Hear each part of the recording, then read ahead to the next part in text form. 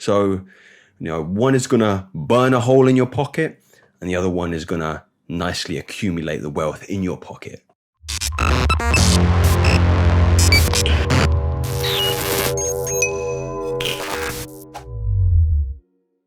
Welcome back, gentlemen, to another video. My name is Joseph from Masculine Theory. On this channel, we explore things all occult, all contemporary in the aid of finding the divine masculine, rediscovering the divine masculine. And if you haven't known by now, I'm very different to a lot of these other red pill YouTubers, self-improvement YouTubers. For example, if you ever hear me say the term alpha male in our pursuit of greatness, then feel free to unsubscribe. I mean, I don't really identify with that kind of terminology. It's a little bit tedious, it's a little bit boring, it's a little bit cliche, to be honest, but I digress. Let's get into the video, which is all about the 4 things that your father never told you. Well, actually, it's 3 things that your father never told you, and 1 thing that I'm going to give credit to my father, because I don't want this to be a video me just berating my father, because it was a big inspiration. It still is a very big inspiration for me in my life. So without further ado, let's get into number 1. Asset acquisition. Not just my father, but school as well failed me very early on in life to delineate between the terms asset and liability. So if you are privy to this distinction, then feel free to skip ahead to the next chapter.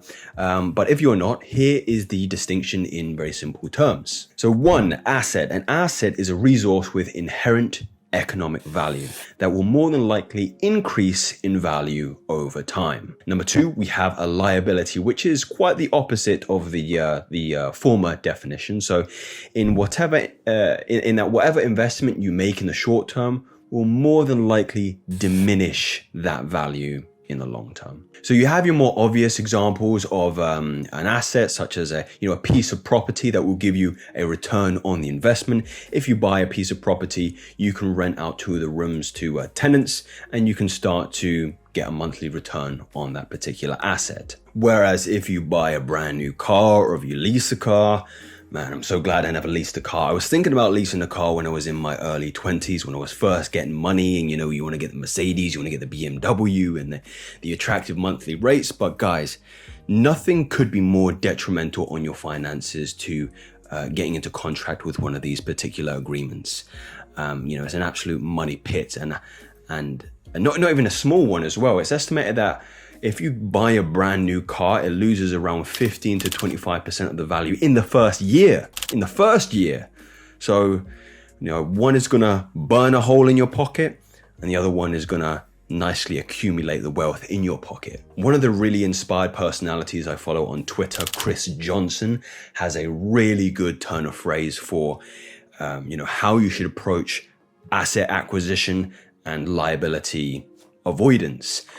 Get money, buy income. Get money, buy income. Really great turn of phrase. So it's all about this idea. As soon as you are in possession of excess funds in your pocket, the smartest thing you can do to double, triple, and quadruple your efforts is to buy assets. And the obvious ones are, of course, investment in property. Maybe get stock. Maybe if you're into crypto and you're well versed in crypto.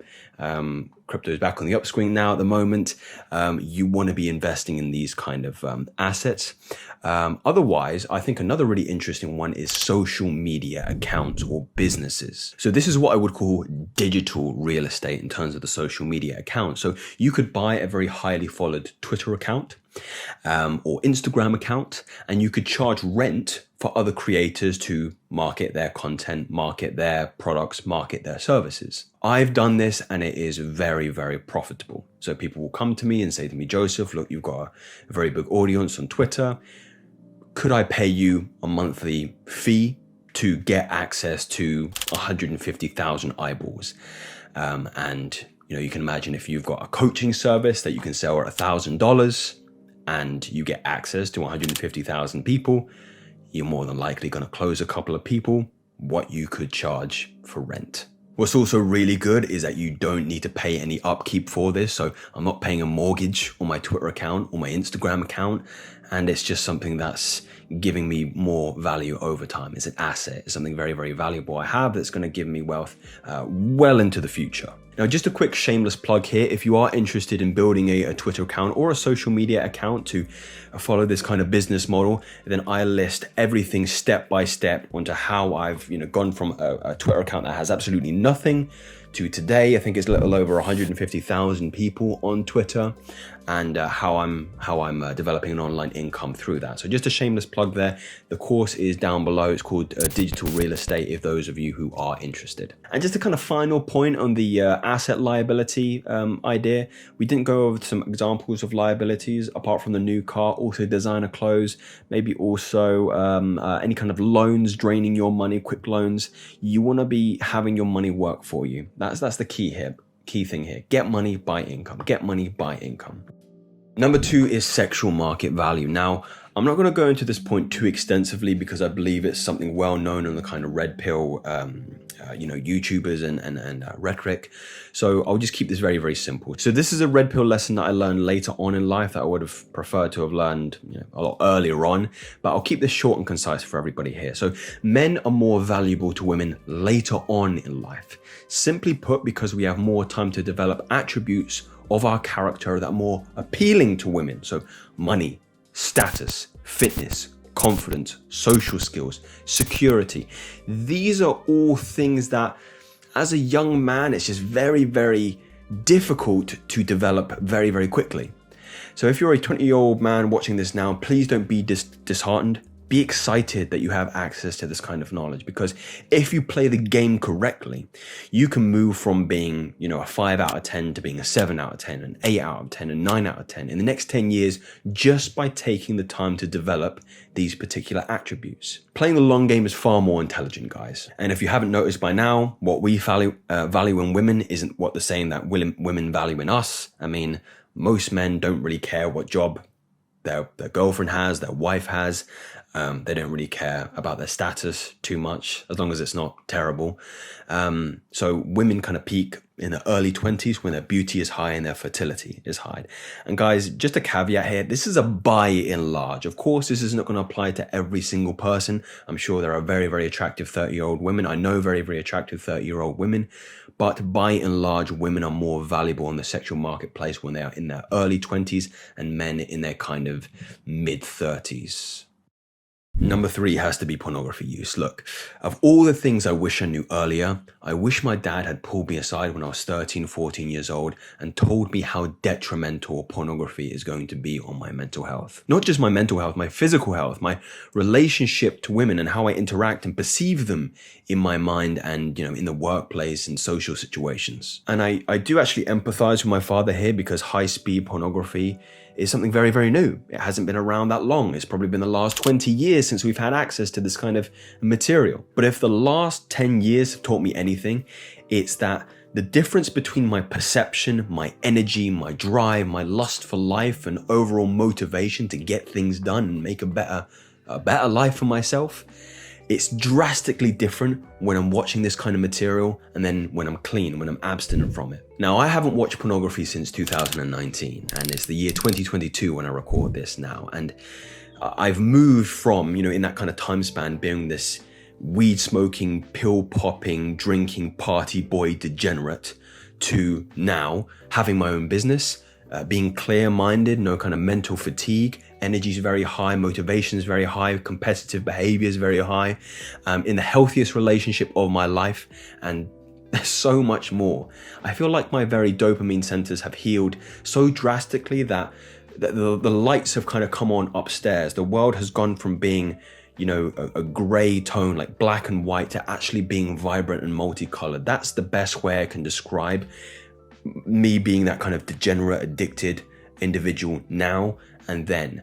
Just everything feels so much more vibrant and visceral and 3D. It's almost like you're on a psychedelic, like you've been microdosing magic mushrooms or something. And I know people are going to be in the comments like you're over exaggerating and you're being ridiculous, but there cannot be more that difference is so tangible, so noticeable when you're no longer a slave to something like that can stimulate you in the same way Class A drugs can. Just remember that. The brain scans between a porn addict and a heroin addict, there's no difference. In fact, it's probably worse on the porn addict. So yeah, I've rediscovered this childlike wonder and curiosity and joy when waking up in the morning to see, what the day is going to bring me. And I wouldn't exchange that for all the online harlots in the world. And if only one potential father watches this video and conveys to, their son how detrimental pornography can be, then all of this would have been worth it. Delaying gratification is going to be my final point here. So like I prefaced, this is one thing that my dad did teach me, and I'm so grateful for him. I didn't want this to be a video of me just berating my father on some of the things that he didn't teach me, but this one has been so conducive to the character and the individual that I am today. So when I was a small boy, he inducted me into judo classes and even took me to several tournaments. Though it didn't seem like very much at the time, I don't think I would be half the man without those initial experiences. Being taught how to fight, how to endure challenge and adversary for sake of an easy, comfortable existence is paramount to any individual's ability to move through this world well. I truly believe in my heart of hearts that if you're struggling with purpose, meaning, direction, camaraderie, or even worrying about how you can develop and instill these kind of characteristics in your children, you need to expose them and yourself to some kind of martial arts. It's the most intelligent thing you can do. It's the foundation for all my strength today. I have no doubt about it. Hardship is readily apparent in life, and you will learn at a kind of microcosmic level all the lessons on life on a dojo mat. You learn self-reliance. You learn where your weaknesses are. You know where you need to develop your strengths.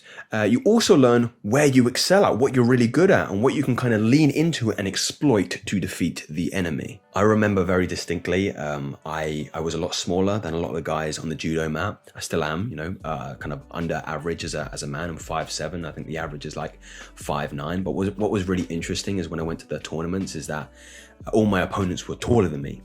And that would mean they would underestimate my strength. It would be very, very complacent.